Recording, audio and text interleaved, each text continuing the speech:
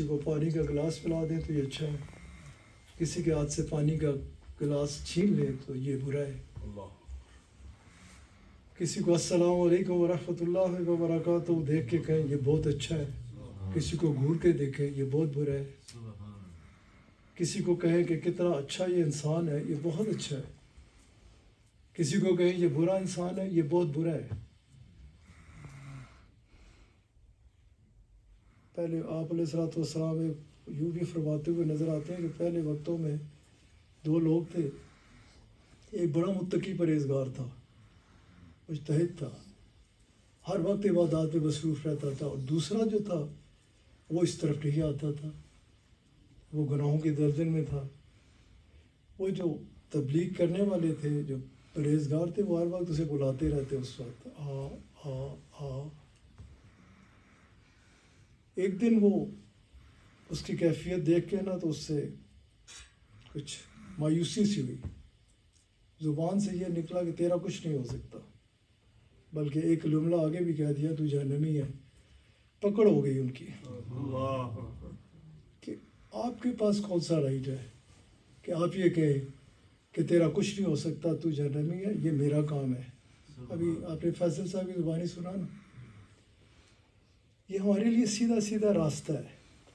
ہم چھوٹی چھوٹی باتوں میں قابو سے باہر ہو کے پتہ نہیں کیا کیا، فلاں یہ فلاں وہ، حالانکہ میں نے اکثر و بیشتر یہ کہا ہے کہ بلا مفتی صاحب میں اکثر اپنی روحانی اولاد کی تربیت کرتے ہوئے جن سے میں بڑا پیار کرتا ہوں، جن کی کشش مجھے ادھر لے آتی ہے، اور جن کا یہ ماہ مبارک چل رہا ہے نا، سیدنا غوث اعظم رضی اللہ تعالی عنہ، آپ اکثر فرماتے ہوئے نظر آتے ہیں کہ میری پوری کوشش ہوتی ہے، آپ بہت بڑے ہیں، ہم تو ان کی جوتیوں کی خواہ کے برابر بھی نہیں ہیں، لیکن آپ ہمیں راستہ تو بتاتے ہیں۔ آپ فرماتے ہیں میری پوری کوشش ہوتی ہے کہ جو میرے ساتھ جڑے نا، یہ تربیت میں اسے سنوارنے کی کوشش کروں، اور اگر اس کے کرم سے میں سنوار پاؤں تو رسول اللہ صلی اللہ علیہ وآلہ وسلم کے دربار میں پیش کروں۔ آپ اس جگہ درس میں فرمایا کرتے ہیں کہ میں سپہ سالار اعظم، ادھر آپ جو الفاظ استعمال کرتے ہیں نا آپ علیہ الصلوۃ کہ آپ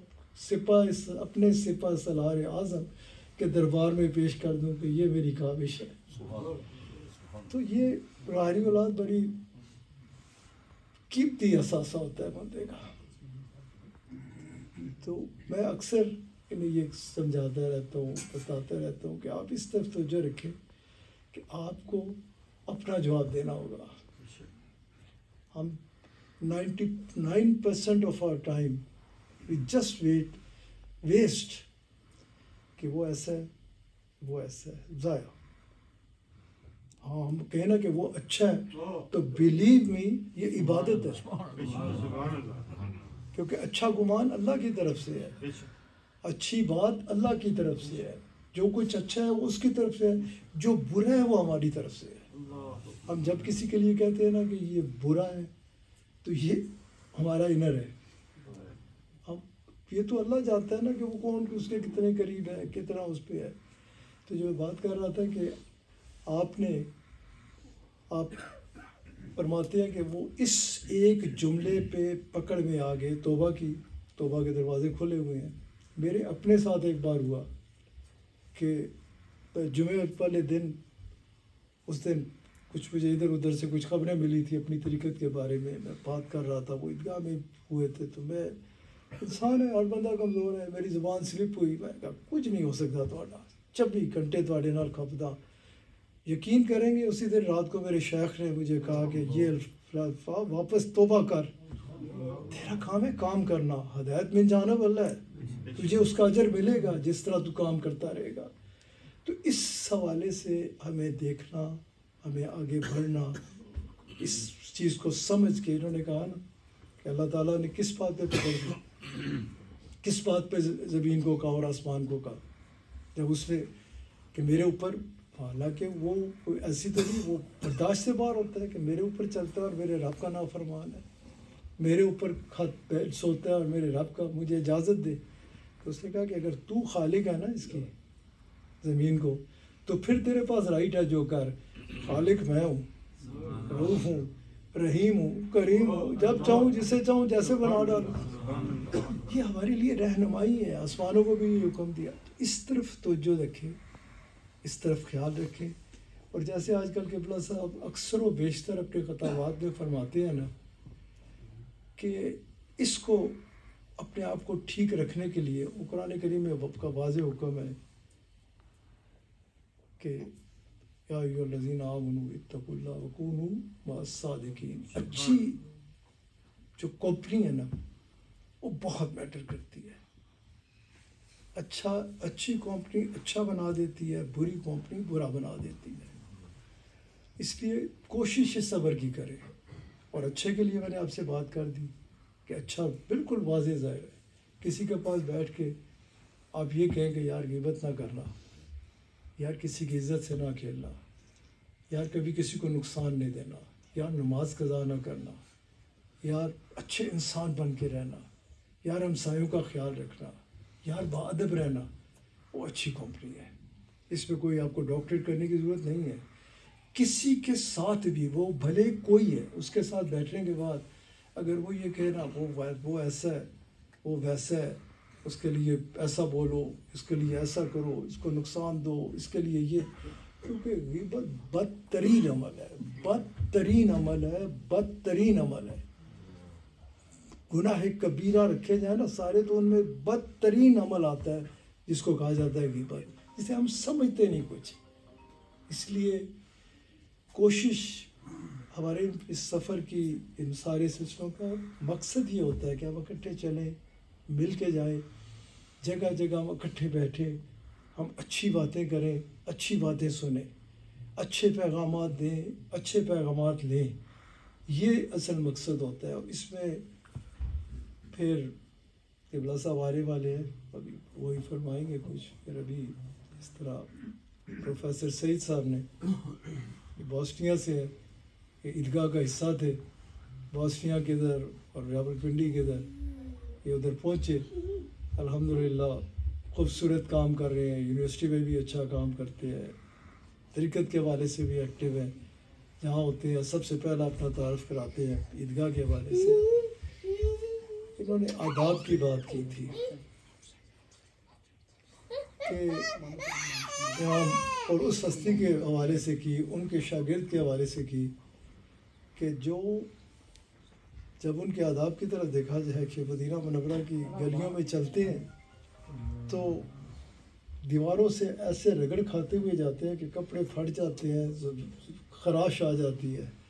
پوچھنے والا اگر پوچھتا ہے کہ یہ ساری گلی خالی ہے، آپ اس انداز سے چل رہے ہیں، تو فرماتے ہیں مجھے ڈر لگتا ہے کہ کہیں میرا پیر اس جگہ پہ نہ آ جائے جدھر رسول اللہ صلی اللہ علیہ وسلم کا پیر مبارک آیا تھا. اور ادب اسے تو سیکھنے کی کوشش کرے. جس کے حوالے سے انہوں نے بات کی نا کہ ان کے آگے اس کے پاس بیٹھ کے سیکھنے والے کہتے ہیں 22 سال میں سے 20 سال تو میں نے ادب ہی سیکھا ہے، ادب پہ ہی سارا ایمفسائز کیا ہے، 2 سال باقی چیزیں کی ہے.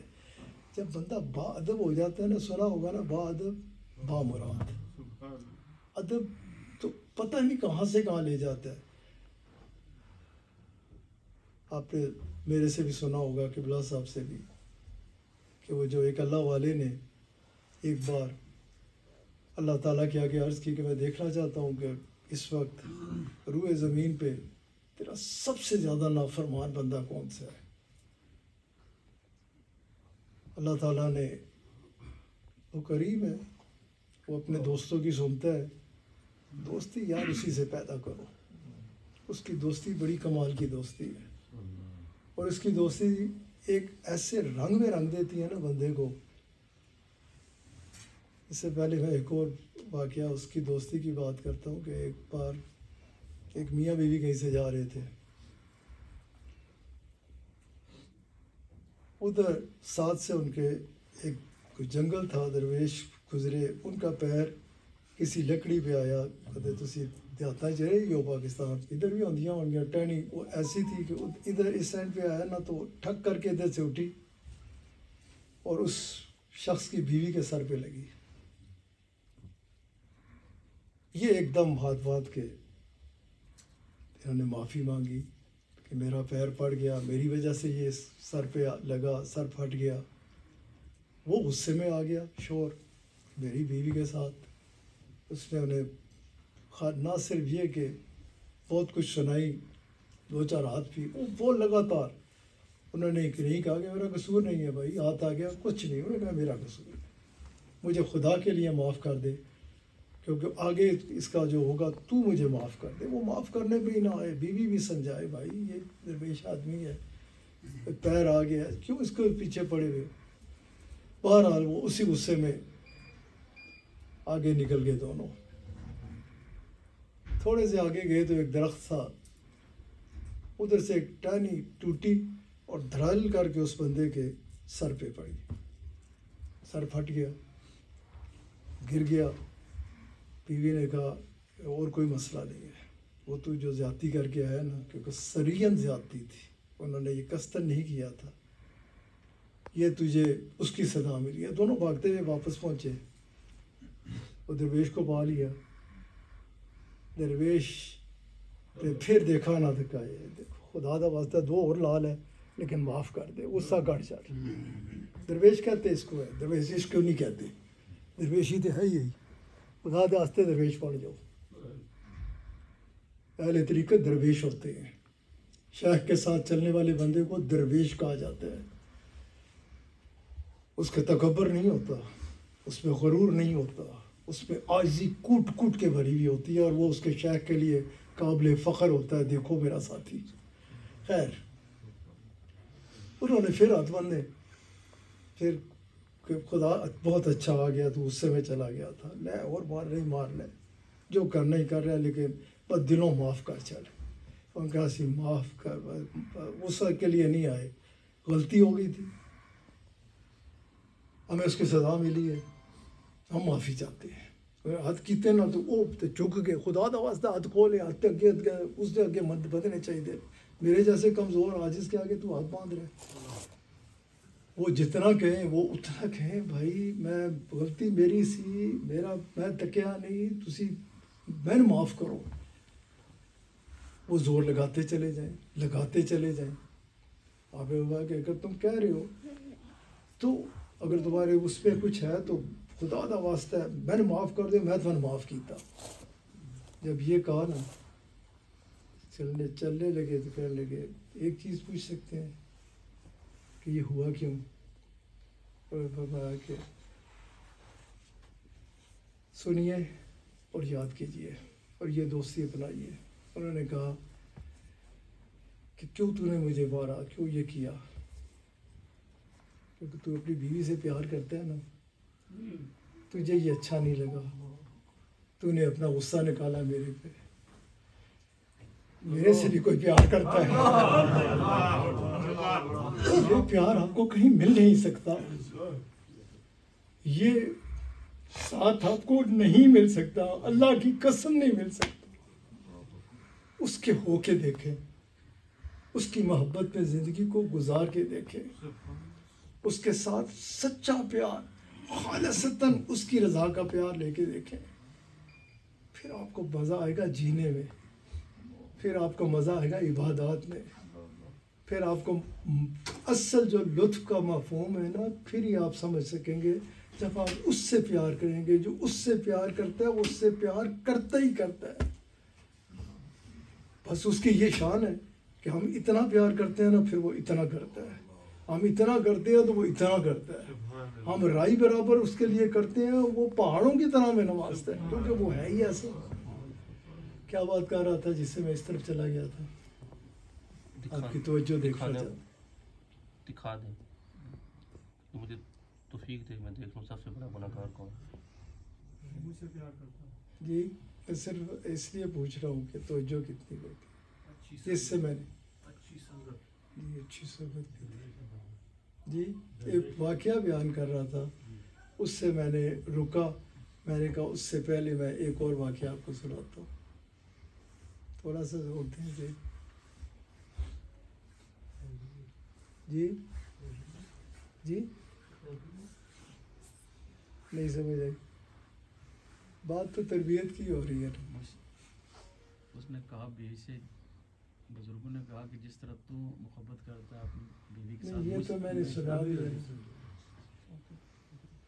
بندے نے اللہ والے تھے، اللہ سے عرض کی کہ مجھے توفیق دیکھ میں دیکھوں سب سے بڑا گناہگار شاباش، کون ہے۔ الحمدللہ الحمدللہ، شاباش جناب، شاباش۔ تربیتی نشستیں ہوتی ہیں تو بھرپور توجہ سے اسے بالکل ذہن پہ رکھا کریں کہ کدھر سے کدھر جا رہے ہیں، کہاں ہیں، کدھر تھے، کدھر سے کدھر آئے، یہ بہت ضروری ہوتی ہے۔ میں بات کر رہا تھا کہ ایک اللہ والے نے